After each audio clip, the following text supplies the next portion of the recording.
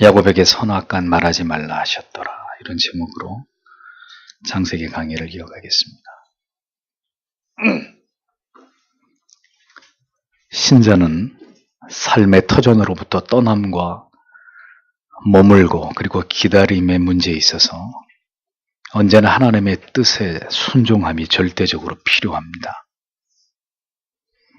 하나님께서는 우리가 인생의 모든 중요한 결정들을 하나님의 뜻과 계획 안에서 하나님께 물으면서 하나님을 결연하게 의지하고 신뢰하면서 모든 일을 진행해 나아가는 것을 원하십니다. 우리가 가장 많이 저지르는 실수는 모든 결정을 우리가 스스로 성급하게 내리고 난 다음에 하나님께서 무작정 그것을 인정해 주시기를 바라는 것입니다. 그런 일들이 반복될 때 하나님께서는 우리가 하나님을 절대적으로 신뢰하게 되기까지 인생에서 우리가 내린 많은 어리석은 결정들을 통해서 우리로 하여금 고통을 당하고 뼈아픈 후회를 하게 되는 일들이 지루하게 반복되게 하십니다.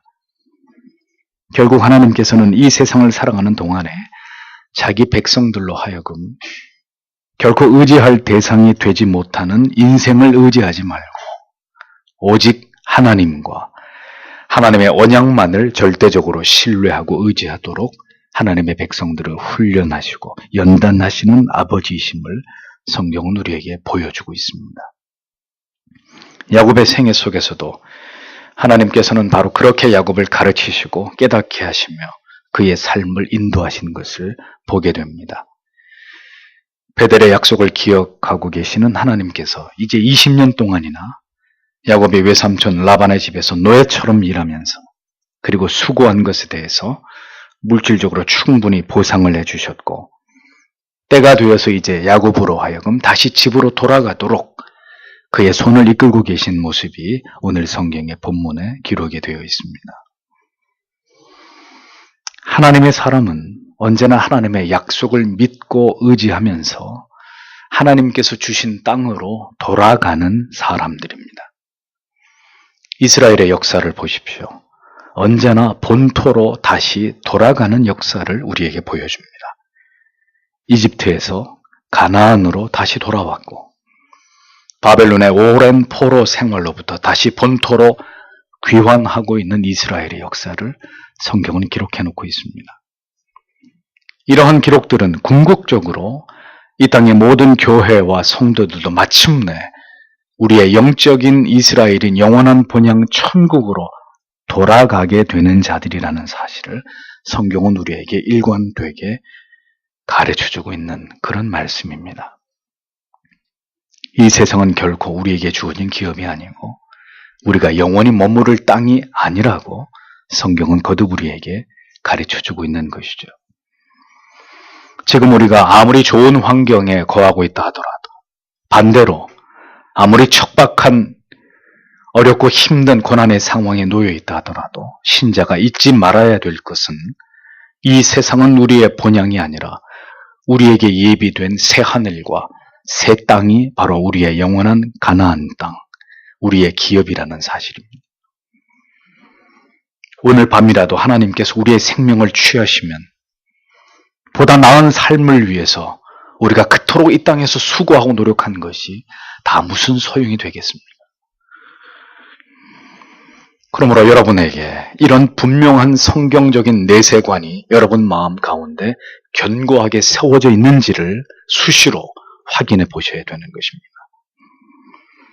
본문은 이제 야곱이 하나님의 명을 따라서 외삼촌 라반의 집을 떠나면서 일어나게 된 일들을 기록해 놓고 있습니다. 이 말씀을 통해서 우리에게 주시는 깨달음이 무엇인지를 우리는 오늘 생각해 보려고 합니다. 1절에서 3절을 다시 보십시오. 라반의 아들들이 야곱이 우리 아버지 것을 다 차지하고 우리 아버지 것으로 이 모든 부를 이루었다 하는 말을 야곱이 듣고 라반의 얼굴을 보니 자기에게 대하는 것이 예전 같지 않았다. 여호와께서 야곱에게 말씀하시기를 너는 내 조상의 땅, 내 친족에게로 돌아가거라. 내가 너와 함께 있겠다라고 하셨다. 바른 성경이 이렇게 번역이 되어 있습니다. 야곱은 6년을 더 일하는 동안 외삼촌의 가축을 치면서 합법적으로 외삼촌과 약속한 대로 자신의 가축을 소유하게 되었는데 그 수가 힘이 많아졌고 뿐만 아니라 남종과 여종까지 거느리면서 야곱이 거부가 되었다고 성경이 기록하고 있습니다.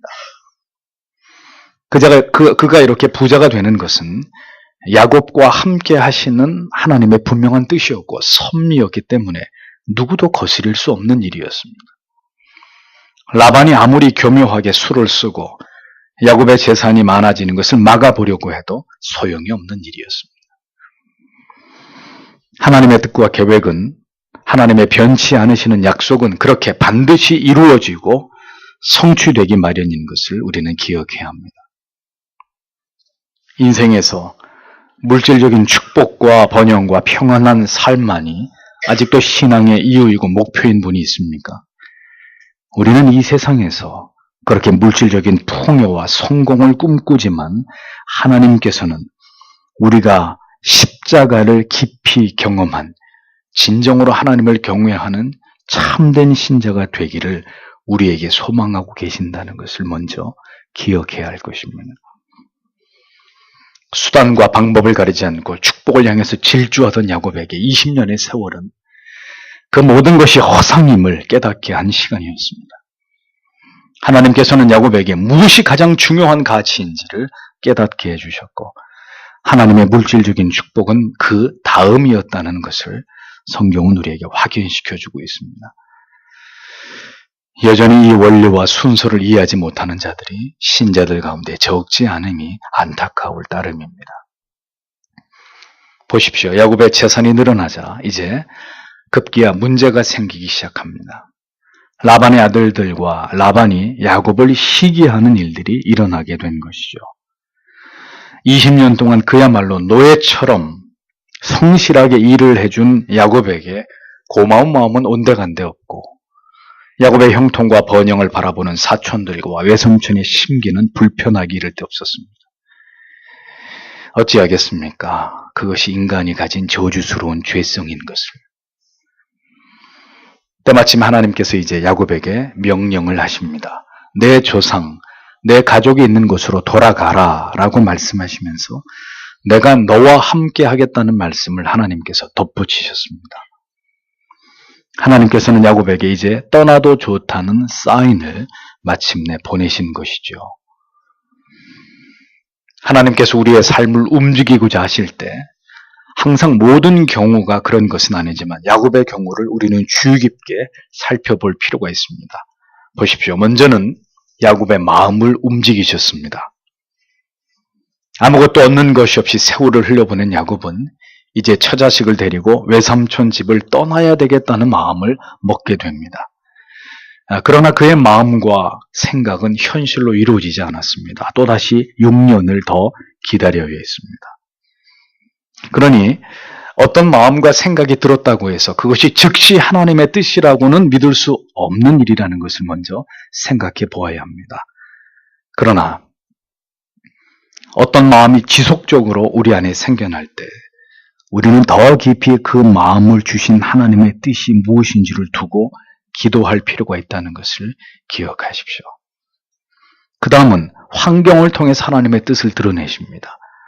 더 이상 그곳에 있을 수 없는 상황이 벌어지고 급기야 사람들의 관계가 뒤틀리는 이런 일들이 시작되고 갈등이 첨예하게 나타나게 되는 이런 상황이 벌어진다는 것입니다.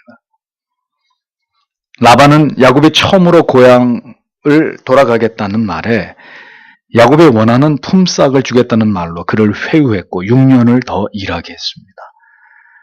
그러나 그 계약에 의해서 이제 거부가 된 야곱의 현재의 모습은 이제 라반으로 하여금 심히 그의 심계를 불편하게 만들었고 라반의 가족들로 하여금 야곱이 직접적으로 자신을 시기하는 말을 들어야 하는 상황에까지 이르는 지경으로 발전했습니다. 물론 환경이 여의치 않고 갈등이 생기면 모두 하나님의 뜻이라고 믿어야 되는 것은 결코 아닙니다. 견디고 인내하고 그로 인해서 다시 관계가 회복되고 더 좋아지는 경우가 분명히 있을 수 있기 때문이죠. 그러나 어떤 시점에서 도무지 더 이상 같이 갈 수 없는 상황이 벌어지고 도저히 함께할 수 없는 관계로 금이 가게 되는 것은 이제 분리를 원하시는 하나님의 또 다른 섭리와 뜻일 수 있다는 것 또한 배제할 수 없다는 것을 우리는 기억할 필요가 있습니다. 결정적으로 하나님께서는 이제 야곱에게 떠나라고 분명하게 말씀하셨습니다. 강한 확신으로 하나님께서는 야곱에게 직접 이제는 집으로 돌아가라고 말씀하셨던 것이죠. 지금도 하나님께서 그렇게 우리에게 직접적으로 말씀해 주시면 좋겠지만 우리가 하나님의 음성을 듣고 결정할 수 있는 그런 시대는 이미 아닙니다. 다만 하나님을 경외하면서 오래 기도했고 하나님의 뜻을 구했을 때 어느 시점에선가 하나님께서는 어떠한 결정을 내리게 하시고 그 결정을 내렸을 때 우리의 마음의 확신과 평안함을 주심으로 그 결정을 하나님이 지지해 주실 때 우리는 그것을 하나님의 뜻이라고 믿고 결행할 수 있는 것입니다. 만약에 야곱이 6년 전에 떠나겠다고 그렇게 라반에게 말을 하고 라반의 집을 떠나게 되는 일들이 벌어졌다면 그는 분명히 무일푼으로 다시 고향으로 돌아가게 됐을 것입니다. 하나님께서는 야곱을 연단하셨고 이제 더 이상 언약의 적자로서 그가 물질로 인해서 고통을 당하거나 어려움을 당하는 것을 원치 않으셨습니다. 그러므로 하나님께서는 6년을 더 기다려서 모든 준비가 이루어진 이후에 야곱을 떠나게 하신 것을 볼 수 있는 것이죠. 떠나는 것이 아니라 정확하게 표현하면 돌아가는 것입니다. 하나님께서는 이렇게 떠남과 머문 그리고 다시 돌아가는 것을 결정하시는 아버지이십니다. 떠나야 할 때는 떠나야 되고 기다리고 인내하고 머물러야 될 때는 반드시 머물러야 합니다. 그리고 이제 다시 그만 본향으로 돌아가야 될다라고 말씀하시면 나에게 익숙하고 친숙하고 안락하고 편안한 어떤 곳이라 할지라도 우리는 떠나야 되는 것입니다. 그렇게 돌아가야 되는 것이 성도의 삶이라는 것이죠. 언제나 떠나는 일은 두려운 일이고 염려가 가득한 일입니다. 이미 대가족이 되어버린 야곱의 가족과 가솔들과 재산들을 모두 정리해서 다시 긴 여행길에 오르는 길은 그리고 아직 화해하지 않은 형이 기다리고 있는 고향으로 돌아가는 일은 야곱에게 만만한 일이 아니었습니다. 그것은 야곱에게 큰 모험이 아닐 수 없었을 것입니다. 그러하기에 하나님께서는 그냥 돌아가라고만 말씀하시지 않고 내가 너와 함께 있으리라 라는 약속의 말씀으로 야곱에게 용기와 위로를 더하시면서 그의 손을 잡아 일으키고 계시는 장면이 성경에 펼쳐집니다. 이렇게 하나님께서는 인생을 하나님의 뜻 가운데로 인도하시기 위해서 모든 것을 사용하시는 분이십니다. 하나님의 뜻을 구하며 하나님을 의지할 때 이렇게 순적하게 때가 되어서 모든 것들이 진행되게 하시는 분이 바로 하나님의 아버지, 하나님 우리의 아버지이신 것이죠. 어떤 일이든지 억지로 무리하게 순리가 아닌 방법으로 아직 때가 이르지 않았음에도 불구하고 서둘러 행하는 일은 절대로 하나님의 뜻일 수 없습니다. 모든 때와 상황은 이렇게 하나님의 계획과 섭리 속에서 순적하게 진행되고 이루어지게 되어 있는 것입니다. 그것이 하나님께서 우리와 함께 하심의 증거이고 우리가 이 세상을 지나가는 동안 얻게 되는 은혜이며 축복이라는 것입니다. 이제 야곱은 라반의 집을 떠나라 명령하신 하나님의 뜻을 아내들에게 설명하고 있습니다. 그 내용이 4절에서부터 13절에 있는 내용입니다. 야곱이 사람을 보내어 라헬과 레아를 자기 양떼가 있는 들로 불러내어 말하였다. 내가 당신들 아버지 얼굴을 보니 내게 대하여 예전 같지 않소. 그러나 내 아버지 하나님께서 나와 함께 계셨소. 당신들도 알다시피 내가 내 힘을 다하여 당신들의 아버지를 섬겼소. 그런데 당신들의 아버지는 나를 속여 내 품삯을 10번이나 바꾸었으나 하나님께서는 그가 나를 해치지 못하게 하셨소. 외삼촌이 말씀하시기를 얼룩진 것들이 내 품삯이 될 것이다 하면 모든 양떼가 얼룩진 것을 낳고 또 줄무늬 있는 것들이 내 품삯이 될 것이다 하면 모든 양떼가 줄무늬 있는 것을 낳았소. 그렇게 하나님께서 당신들 아버지의 가축을 빼앗아 내게 주셨소. 가축대가 새끼 뵐 때였는데 내가 눈을 들어 꿈속에 보니 가축대 위에 올라탄 숫 염소들은 다 줄무늬 있는 것, 얼룩진 것, 점 있는 것들이었소. 하나님의 천사가 꿈속에서 야곱아 하고 내게 말씀하시기에 제가 여기 있습니다 라고 말하자 천사가 말했소. 내 눈을 들어보아라. 가축대 위에 올라탄 숫 염소들은 다 줄무늬 있는 것, 얼룩진 것, 점 있는 것들이다. 라반이 내게 행한 모든 일을 내가 보았기 때문이다. 나는 베델의 하나님이다. 내가 거기서 기둥에 기름을 붓고 내게 서원했으니 이제 일어나 이 땅을 떠나서 내게 태어난 땅으로 돌아가거라. 이렇게 기록되어 있습니다. 야곱은 이제 라반의 집을 떠날 수밖에 없는 이유를 라헬과 레아에게 설명하고 있었습니다. 재산이 늘어난 자신을 바라보는 장인의 얼굴이 이전과 같지 않다고 말하면서 야곱은 이제 외삼촌이자 장인이며 아내들의 아버지인 라반이 얼마나 자신에게 간악하게 굴었는지를 폭로하고 있습니다. 6년 동안 라반의 가축을 치는 동안 라반은 10번이나 그의 품삯의 기준을 바꾸면서 야곱의 재산이 늘어나는 것을 막았지만 그때마다 하나님께서 자신을 보호해 주심으로 더욱 자신의 소유가 늘어나게 되었다고 증언을 하고 있습니다. 야곱이 나무의 껍질을 벗겨서 양떼들과 염소떼들에게 보여주지 않았더라도 결국은 하나님께서 주권적으로 야곱의 소유를 더 많게 하셨다는 사실을 우리는 깨닫게 됩니다. 야곱은 하나님께서 그렇게 하셨다고 분명하게 밝히고 있습니다. 그리고 이 모든 일은 천사를 통해서 이미 자신에게 어떤 양과 염소가 나의 소유가 될지를 고지해 주신 일이라는 것을 설명했습니다. 그리고 그렇게 하신 것은 바로 공평하지 않고 정직하지 않은 그대들의 아버지에 대한 하나님의 보응이셨음을 밝히면서 이제 자신이 베들에서 서원한 것을 하나님께서 모두 이루어 주셨으니 이제 내 고향으로 돌아가라고 하나님께서 자신에게 말씀하셨다는 사실을 야곱은 모두 아내들에게 말해주고 있었습니다. 야곱은 그냥 나를 믿고 아버지 집을 무작정 떠나자고 말하지 않았습니다. 아내들에게 상세하게 그간 되어진 일들에 관해서 사실 그대로를 설명하고 아내들의 동의와 결단을 촉구하고 있었던 것을 볼 수 있습니다. 야곱은 왜 되어진 일들을 설명한 것일까요? 아버지의 집을 갑자기 떠나는 일은 믿음이 연약한 아내들이 듣기에는 충격적인 일이 아닐 수 없는 매우 큰 문제였기 때문입니다. 야곱은 아내들을 설득하는 일에 있어서 그가 가장 강조한 것이 있었는데 그것은 하나님이 어떻게 행하셨는지를 설명한 것이었습니다.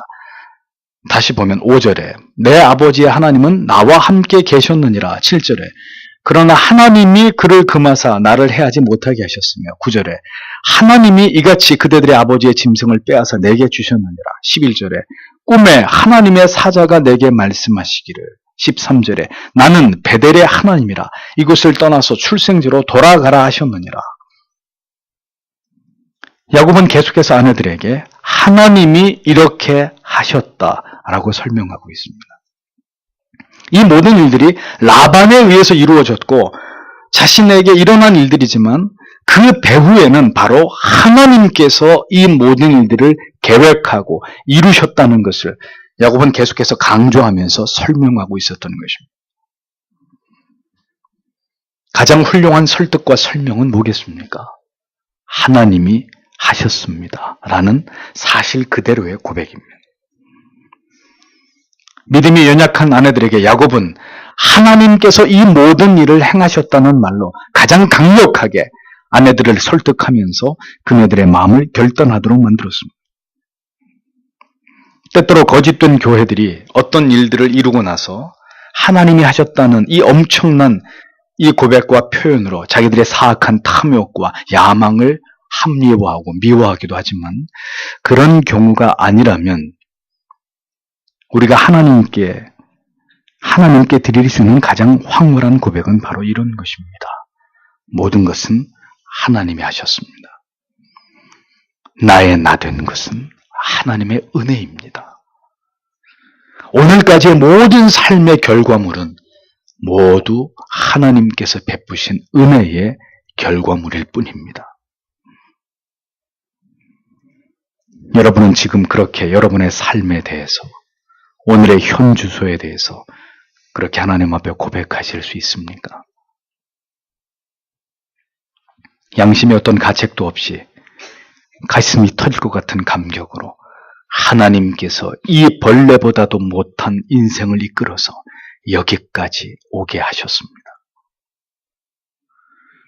우리가 하나님 앞에 이렇게 고백할 수 있는지를 자문해 보아야 합니다.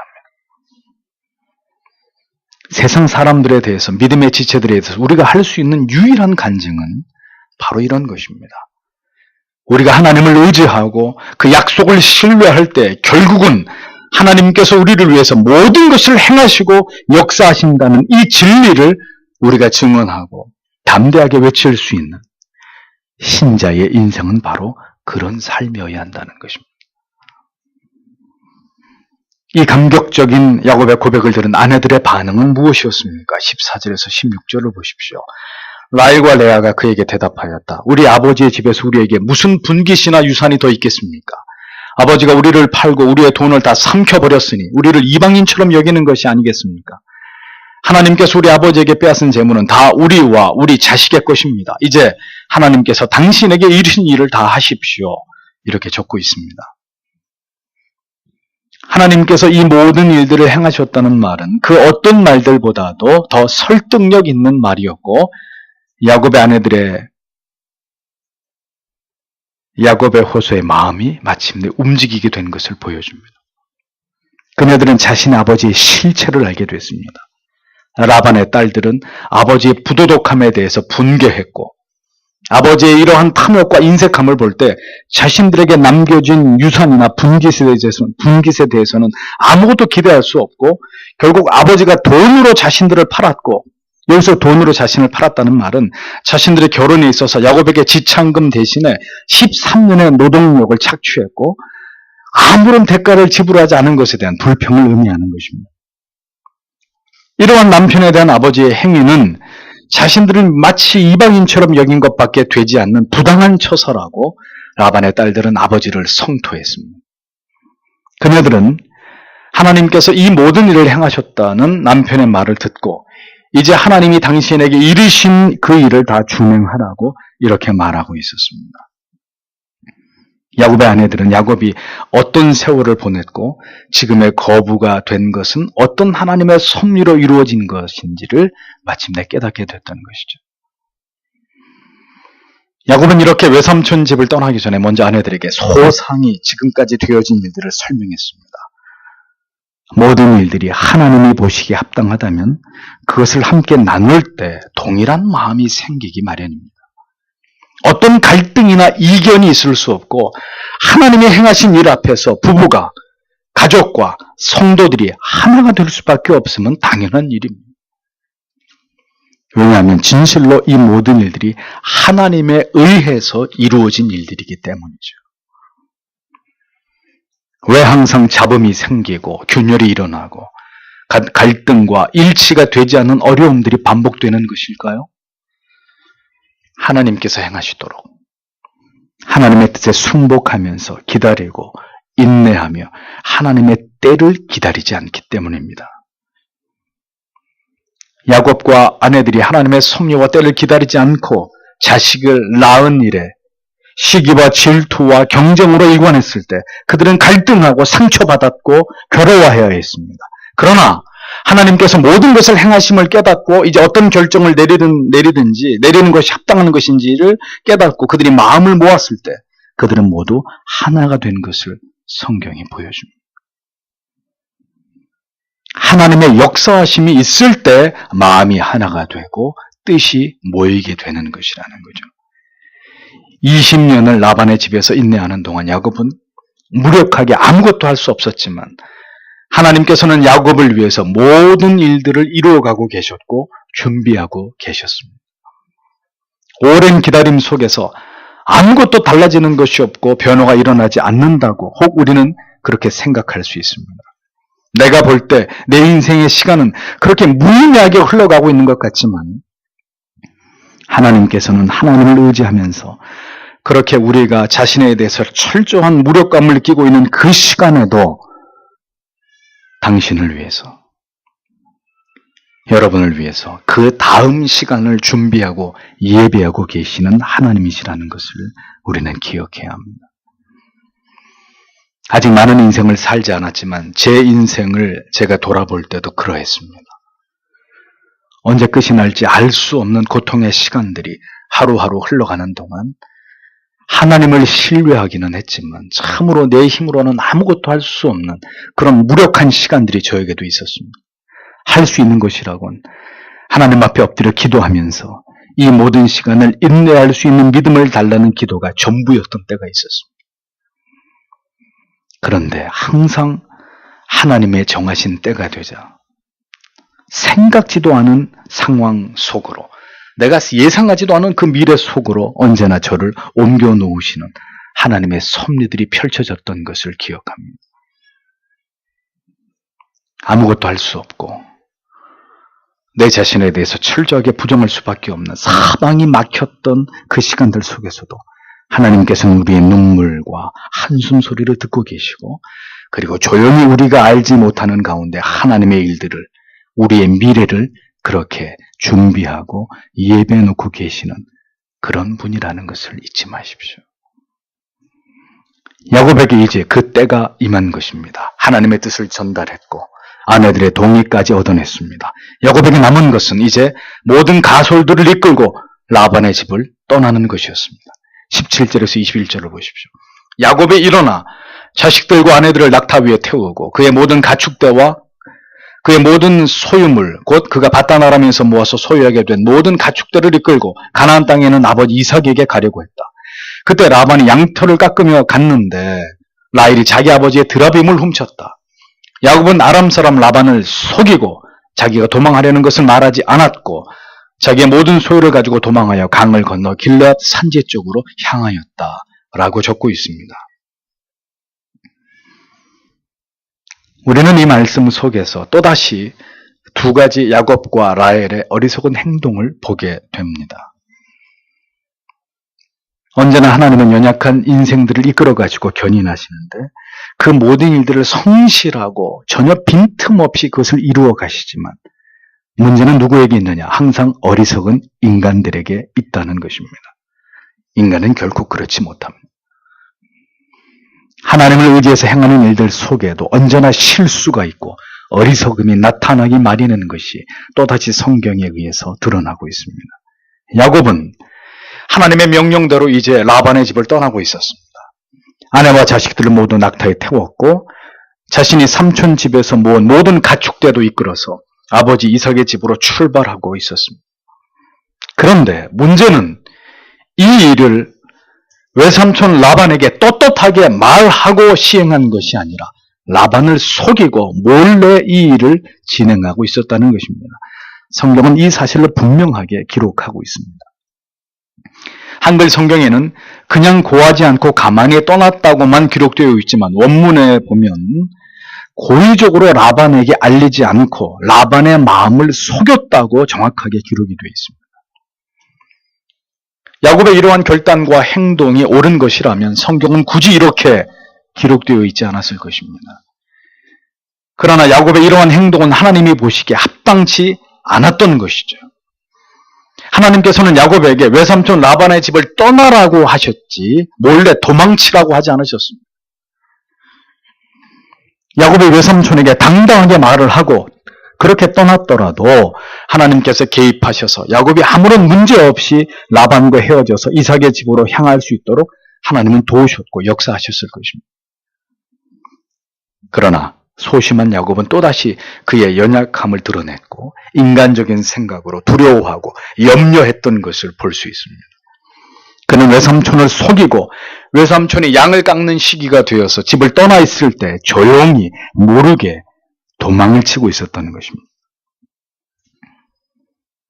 속이고 숨고 거짓말하고 도망치는 것은 하나님의 방법이 아닙니다. 그것은 언제나 현실과 타협해서 인간이 저지르는 손쉬운 방법이고 어리석은 계략일 뿐입니다. 여전히 야곱에게 절대적으로 하나님을 향한 신앙이 그 안에 완전히 세워져 있지 않음을 보여주고 있는 그런 대목입니다. 라헬은 어떻습니까?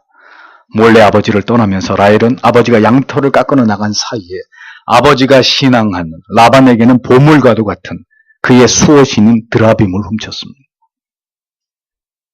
이 드라빔이라는 우상은 인간의 형상을 닮은 반신상인데 나무나 은으로 만들어진 것입니다. 어떤 것은 이 드라빔의 크기가 사람만큼 큰 것도 있지만 어떤 것은 숨기기에 적당한 작은 크기에 이르기까지 여러 종류로 드라빔이 그 시대에 만들어졌습니다. 라헬이 이 드라빔을 훔친 이유는 여러 가지로 추측이 됩니다. 드라빔은 그것을 소유한 사람이 가장 큰 몫의 유산을 상속받게 되는 권리가 있었고, 또 드라빔을 소유한 사람이 한 시족 안에서 지도권을 행사할 수 있었습니다.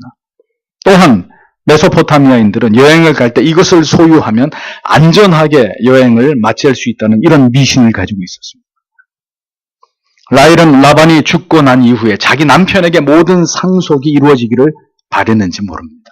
아니면 역시 자기의 남편이 후에 다시 이곳으로 돌아와서 아버지의 부족에서 지도권을 획득해서 족장이 되기를 원했을 수도 있습니다.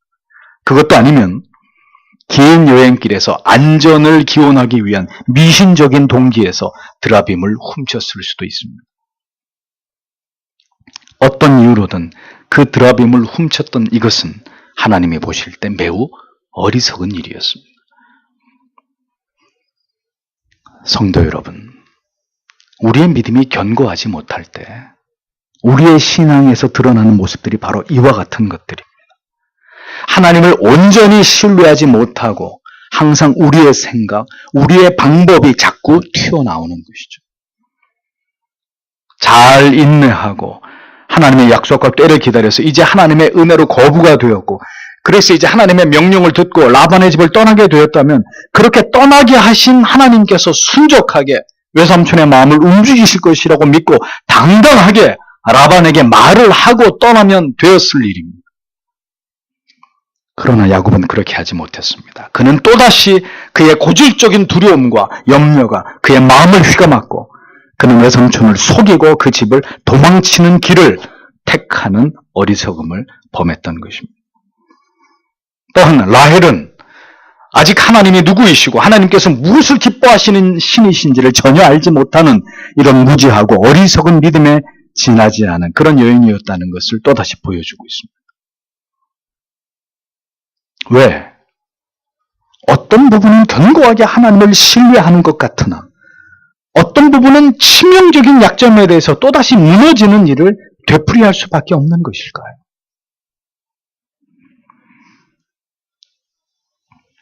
왜 이런 일이 벌어지는 것일까요? 구체적으로 말하면 여러분, 야곱의 이야기 속에서 좀처럼 등장하지 않은 한 단어가 있습니다. 반드시 등장해야 되는데 등장하지 않고 있는 어떤 단어, 그것이 무엇입니까? 기도입니다. 그가 하나님께 기도하는 것을 등한히 하고 있었다는 것이죠. 하나님께 묻고 또 묻고 또 묻는 사람, 그 사람이 진정으로 하나님을 신뢰하고 있는 사람이에요. 자신의 약점이 무엇인지 알고 그것 때문에 얼마나 자신이 쉽게 무너지는지를 아는 사람은 언제나 자기를 의지하지 않습니다. 하나님을 의지합니다. 하나님을 의지하기 때문에 기도합니다. 하나님을 신뢰하는 척하는 사람은 결정적일 때 항상 자신이 결정을 내립니다. 야곱처럼 말이죠. 그러나 진실로 하나님을 신뢰하는 사람은 아브라함의 노종과 같이 어느 곳에서나 하나님께 묻고 또 묻고 기도하는 사람입니다. 여러분은 하나님을 신뢰하는 신자이십니까? 아니면 하나님을 신뢰하는 척하는 신자이십니까? 그래서 평상시에는 전혀 기도하지 않고 모든 일을 행하다가 급할 때만, 발등에 불이 떨어질 때만 기도하는 사람인지, 아니면 늘 자신이 하나님을 신뢰하고 신앙한다고 생각은 하고 있지만 결정적일 때는 전혀 하나님께 기도하지 않고 하나님을 신뢰하지도 않고 그저 내 생각대로, 내 방법대로 모든 것을 성급하게 진행해버리는, 내가 바로 그런 사람은 아닌지를 깊이 돌아볼 필요가 있다는 것입니다. 결정적인 순간에 하나님을 기억하지 못하고 여전히 사람의 생각과 사람의 계획에 지배를 받는 사람, 이런 일들이 지루하게 반복되고 있다면 우리는 진실로 그 믿음의 진위 여부를 심각하게 고민해 봐야 될 것입니다.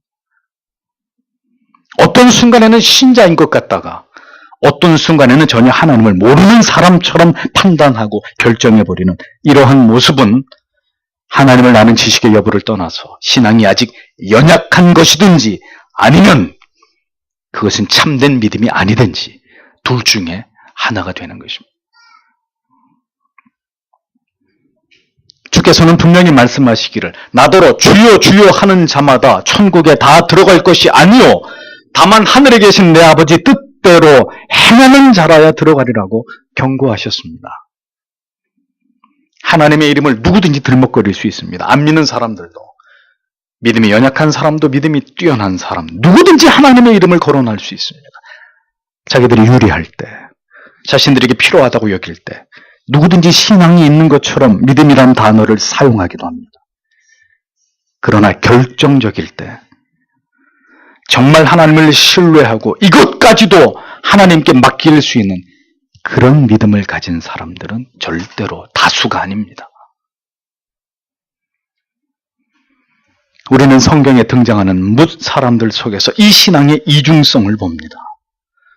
그들은 이러한 연약함과 여전히 하나님에 대한 무지를 가지고 있었던 자들이었습니다. 그리고 그것은 언제나 죄와 유혹과 불순종과 연결되고 결합해버린다는 것을 깨닫게 됩니다.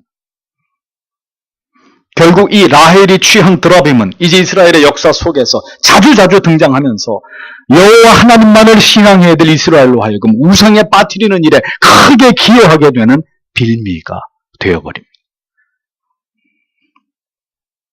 여러분들에게 자주 말씀드리지만 성경은 인간의 위대함을 이야기하고 있는 책이 절대로 아닙니다. 하나님만이 지극히 위대하시고 인간은 한없이 어리석고 미련하고 무지하기 이를 데 없는 전적으로 타락하고 부패한 존재임을 적나라하게 우리에게 보여줄 뿐입니다. 야곱은 모든 가솔들을 이끌고 속히 길을 떠나 도망하면서 유브라데 강을 건너서 길르앗 산지로 향하고 있었습니다. 하나님의 약속을 믿고 떠나라고 하신 하나님의 명령을 들은 야곱이라면 당당하고 담대해서야 했습니다. 그러나 성경에서 보여주고 있는 야곱의 모습은 마치 죄를 지어서 도망치는, 그가 20년 전에 부모님의 집을 떠나올 때 그 모습에서 별반 다르지 않은 모습으로 비겁한 도망자가 되어서 라반에게부터 벗어나고 있는 이런 모습으로 비춰주고 있습니다. 그것은 곧 그가 신뢰하고 있는 하나님의 영광을 가리는 모습이었습니다. 비굴함은 이 세상을 살아가는 그리스도인의 모습과는 거리가 먼 것입니다. 하나님을 신뢰하는 사람은 언제나 그 약속을 믿고 당당하고 떳떳한 사람들입니다. 하나님의 뜻을 이행하고 시행하는 사람들이 왜 비겁하고 속이고 감추고 숨겨야 됩니까? 그것은 하나님의 뜻이 아닌 것입니다. 아무것도 기대할 것이 없는 야곱입니다. 절대로 하나님의 은혜가 아니면 영원한 천국에 들어갈 수 없는 것이 바로 우리 자신이라는 것입니다. 성경을 볼 때마다 더 깊이, 더 철저하게 이 진리를 깨닫게 됩니다. 성경에 등장하는 모든 인물들은 예외 없이 우리를 실망시키고 있습니다. 아브라함도 이삭도 야곱도. 그래서 오늘도 우리는 실망합니다. 부모님께 실망하고 자녀들에게 실망하고 형제와 이웃에게 지체들에게 실망합니다. 왜 실망합니까? 기대하기 때문에 실망하는 것입니다. 사람들에게만 실망하는 것이 아닙니다. 끝없이 무너지고 또 무너지는 내 자신에 대해서도 수도 없이 실망을 되풀이하면서 우리는 살아가고 있습니다. 그것은 뭘 보여줍니까? 인간은 결코 기대의 대상이 아니라는 것을 정확하게 보여주는 것입니다. 그러나 그럼에도 불구하고 감사한 것은, 감격의 눈물이 우리에게 언제나 멈추지 않는 것은, 하나님께서는 우리에게 한 번도 실망하는 적이 없으신 분이라는 겁니다. 여러분, 성경 전체에서 하나님께서 그 사랑하시는 자녀들에게 실망했다는 말씀이 있으면 찾아서 저에게 알려주십시오. 성경 어디에도 하나님 우리에게 실망했다 이런 말씀은 기록되어 있지 않습니다. 하나님은 실망하시는 아버지가 절대로 아니십니다. 왜 그럴까요? 하나님은 절대로 인간에게 기대를 갖는 분이 아니시기 때문입니다. 그냥 사랑하실 따름입니다. 모든 것을 다 내어주어 사랑할 따름이지 내가 너를 사랑했으니 이렇게 해야지 나에게 적어도 이렇게는 해야 되는 거 아니겠니? 우리에게 기대하는 것이 없는 분이십니다. 그렇게 여전히 어리석고 부족한 야곱이었지만 하나님은 그를 버리지 아니하시고 때로는 책망하실 법하고 엄히 꾸짖으실 만한 이런 문제인데도 그냥 지나가시는 하나님의 모습을 봅니다. 그것이 아버지의 마음이라는 거예요. 연약함을 끌어안으시는 아직 우리의 믿음의 연약함을 아시고 보시고 그럼에도 불구하고 우리를 묵묵히 견인해 가시는 하나님의 사랑, 그 끝이 없으신 은혜가 성경에 이렇게 나타나 있기에 우리는 그 하나님으로 인해서 희망을 얻고 소망을 발견하고 끝없는 위로를 받을 수 있는 것입니다.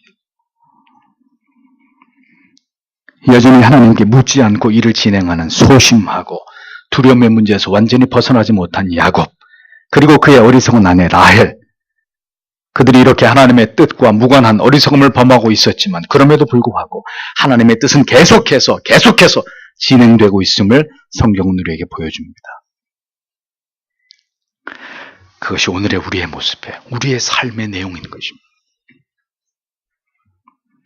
언제나 우리를 용납하시고 우리의 믿음이 견고하게 설 때까지 계속해서 우리에게 대해서 인내하시고 설득하시는, 그리고 기다려주시는 하나님, 우리의 모든 연약에 대해서 그 뒷감당을 언제나 감당하고 계시는 하나님의 모습이 창세기 곳곳에 드러나고 있는 것을 우리는 확인하게 됩니다. 22절에서 24절을 보겠습니다. 야곱이 도망한 것이 사흘 만에 라반에게 알려지니 라반이 자기와 함께한 형제들을 데리고 7일 길을 뒤쫓아가 길라 산지에서 그를 따라잡았으나 하나님께서 그날 밤 꿈속에서 아람 사람 라반에게 나타나서 너는 조심하여 야곱에게 선악간에 말하지 말라 말씀하셨다라고 적고 있습니다. 성경은 야곱이 라반의 집을 떠나는 것을 떠남이라는 표현을 쓰지 않습니다. 이 뒤로부터 잘 보십시오. 도망이라고 표현합니다. 다시 말하지만 하나님께서는 야곱에게 라반의 집에서 도망치라고 말씀하지 않으셨지만 야곱은 지금 도망을 치고 있는 것이기 때문에 성경은 이 부분을 아주 명확하게 표현하고 있는 것이죠.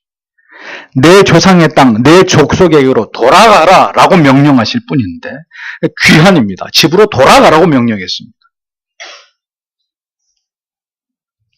그런데 야곱은 도망을 치고 있습니다. 도망인데 도망이 아니라고 우기면 도망이 아닌 것이 되나요? 하나님이 보실 때 그것이 믿음이 아닌데 믿음이라고 우긴다고 해서 그게 믿음이 되는 것입니까? 신앙은 결코 합리화할 수 없고 우리의 관점에서 해석되고 이해될 수 없는 것입니다. 집으로 돌아가라고 하신 하나님의 명령을 도망으로 바꾸어버린 야곱이었습니다. 돌아가게 하시는 하나님을 의지하고 담대하고 떳떳하게 라반의 집에서 떠나왔어야 했던 일을 그의 두려움과 성급함과 하나님께 묻지 않은 어리석음으로 말미암아서 야곱은 도망자의 신세가 되어버린 것입니다. 선악을 알게 하는 나무를 따먹었을 때도 그것을 수습하신 분은 하나님이셨습니다. 아브라함과 이삭이 각각 아내를 누이라 속였을 때도 그것을 역시 수습하신 분은 여호와 하나님이셨습니다. 당당하게 고향으로 돌아가는 야곱이 아니라 도망자 야곱이 되었지만 이번에도 이 일을 수습하신 분은 야곱이 아니었습니다. 하나님이셨음을 성경은 우리에게 증언하고 있습니다. 야곱이 도망을 친 후에 3일 만에 그것이 탄로 났고 분개한 라반은 자신의 가신들과 친족들로 구성된 추격대를 꾸려서 7일을 달려가지고 야곱이 도주한 지 10일 만에 바다나람에서 약 480km 떨어진 길르앗산에서 야곱을 따라잡게 됩니다. 여기서 성경은 라반이 야곱을 만나기 전에 야곱을 위한 하나님의 어떤 조치가 라반에게 취해졌다는 사실을 기록하고 있습니다. 성경은 하나님께서 그날 밤 꿈속에서 라반에게 찾아오셔서 너는 삼가 야곱에게 선악간 말하지 말라 라고 말씀하셨다는 사실을 증언합니다. 그날 밤이란 야곱을 만나기 바로 그 전날, 그 직전을 의미하는 것입니다. 선악간에라는 말은 선에서부터 악에 이르기까지라는 뜻인데, 즉 야곱에게 무엇이든 어떤 것이든 그가 한 행동에 대해서 일체 말하지 말라는 뜻이었습니다. 이 부분을 원문에 입각해서 더 자세하게 해석을 하면 화가 난 감정으로 말하지 말고 다정한 방식으로 말해라, 이런 뜻입니다. 왜 하나님께서는 간악한 라반으로 하여금 야곱에게 화난 감정으로 윽박지르듯이 그렇게 절대로 말하지 말라고 하신 것일까요? 그가 라반을 떠난 것은 죄가 아니었기 때문입니다. 라반은 그를 훈계할 자격이 없는 자였기 때문입니다. 라반을 떠난 것은 결코 죄를 물을 일이 아니었기 때문입니다. 다만 당당하게 집으로 돌아가지 않고 도망을 친 것은 하나님께서 보실 때 죄가 되고, 라헬이 드라빔을 훔친 것은 이제 머지않아 그녀가 베냐민을 낳고 일찍 세상을 떠나야 될 만큼 중대한 죄가 되는 일이었습니다. 그러나 하나님께서는 라반에게, 야곱에게 어떤 문제도 제기하지 말라고 엄히 말씀하고 계시는데, 그 또 다른 뜻은 오직 나 여호와만 내 백성들을 훈계할 수 있고, 오직 나 여호와만 내 사랑하는 자녀들을 책망할 수 있다는 깊은 의미가 담겨져 있는 것입니다. 채찍으로 때리고 치시는 하나님 여호와 마케, 그분도 오직 하나님뿐이신 것이고, 다시 싸매고 치료하시는 하나님 여호와 로페도 바로 하나님 자신이시라는 것을 하나님은 그렇게 자기 자신에 대해서 스스로 말씀하고 계셨던 것입니다. 하나님 외에 누가 우리를 해할 수 있단 말입니까? 누가 우리를 정죄할 수 있다는 말입니까? 누가 우리의 죄와 연약에 대해서 조롱하고 우리를 억압하고 우리를 착취할 수 있다는 것입니까?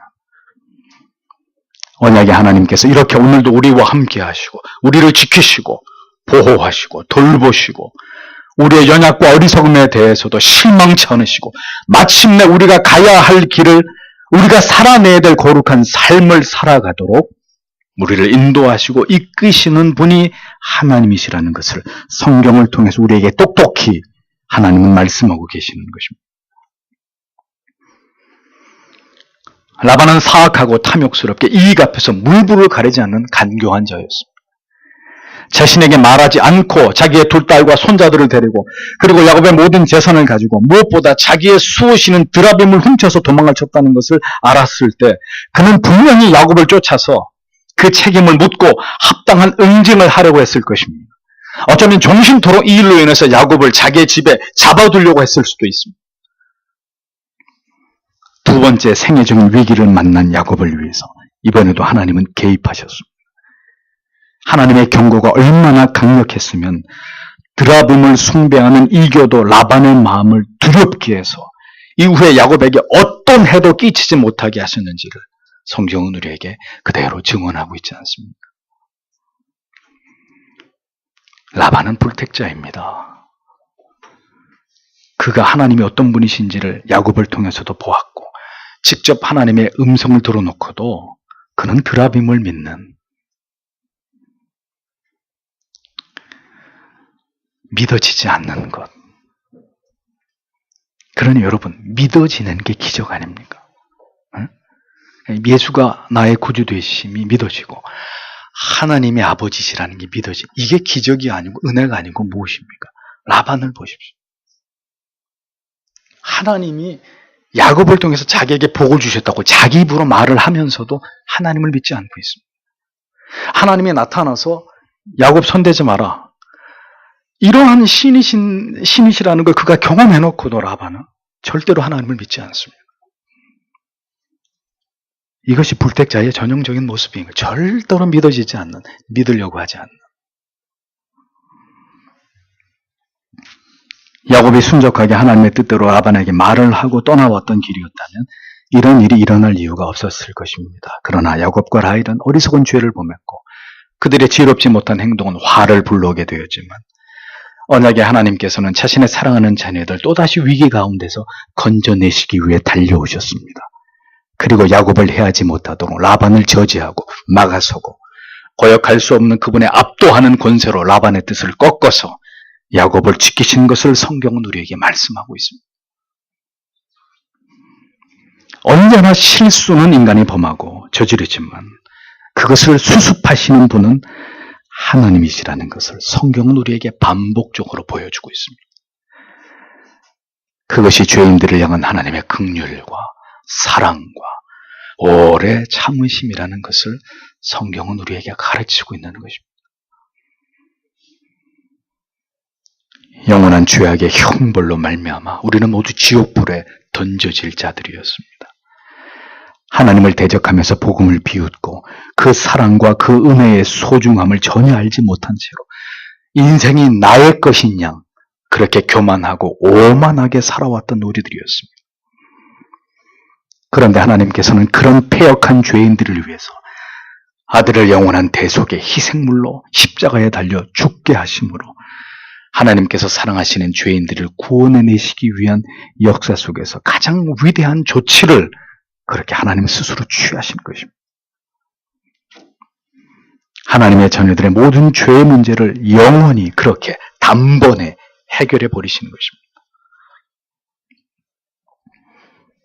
하나님을 믿지 않는 것은 아니었지만 믿음으로 살기보다는 언제나 기회주의적으로 때로는 사람의 생각과 간사한 계획에 의존해서 그렇게 간교하게 인생의 수레바퀴를 굴려가던 그런 우리들이었습니다.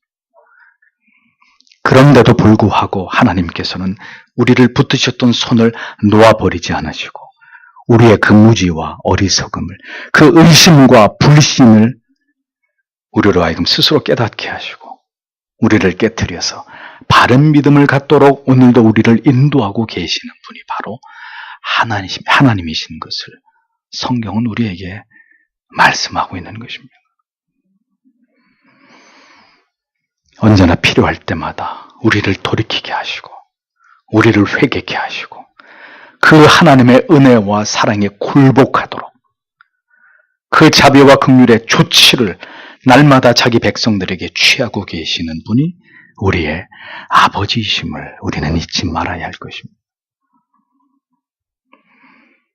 우리의 죄와 연약과 어리석음으로 인해서 우리가 자처한 위기와 위험일지라도 하나님께서는 그 가운데서 우리를 건지시고 마침내 그렇게 연약하고 부족한 자들을 세워서 그들의 연약한 믿음을 더 강하게 배양하심으로 마침내 하나님이 받으시고자 하시는 영광을 받고야 마시는 그분은 그런 아버지가 되시는 것입니다.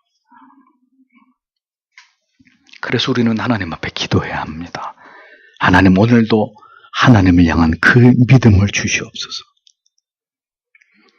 그렇게 하나님을 위해서 살고자 하는 결연한 의지를 하나님 나에게 부어주시옵소서.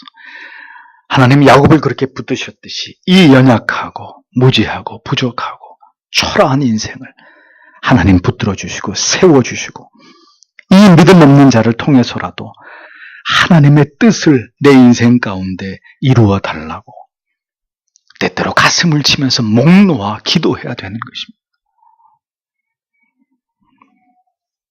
인생은 모두 그 마지막을 향해서 달려가고 있습니다. 우리 모두 우리의 인생의 마지막 날을 맞이하게 될 것입니다. 우리 모두가 이 야곱과 같은 스토리가 있는 그런 인생이기를 소원합니다. 벌레보다 못한 인생이었지만 전능하신 하나님의 손에 붙들려서 넘어지고 또 넘어지던 연약한 자였지만 다시 이렇게 세우시고 견인하시는 그 하나님의 은혜로 하나님 오늘까지 여기까지 올 수 있었습니다 라고 고백하면서 인생의 마지막 끝에서 그렇게 눈물 젖은 고백을 하나님께 드리면서 하나님의 품에 안기는 자들이 되기를 간절히 소망합니다. 하나님께서 오늘도 우리에게 더 큰 믿음을 주시고 세상 끝날까지 우리와 함께 하시겠다고 약속하신 그 언약이 우리의 신비에 더욱 선명하게 새겨져서 사나 죽으나 우리가 하나님의 영광을 위해서 존재하는 그런 하나님의 사람이 될 수 있기를 오늘도 이 말씀을 통해서 다 함께 우리가 하나님 앞에 간절히 기도하기를 원합니다. 기도하겠습니다. 주신 말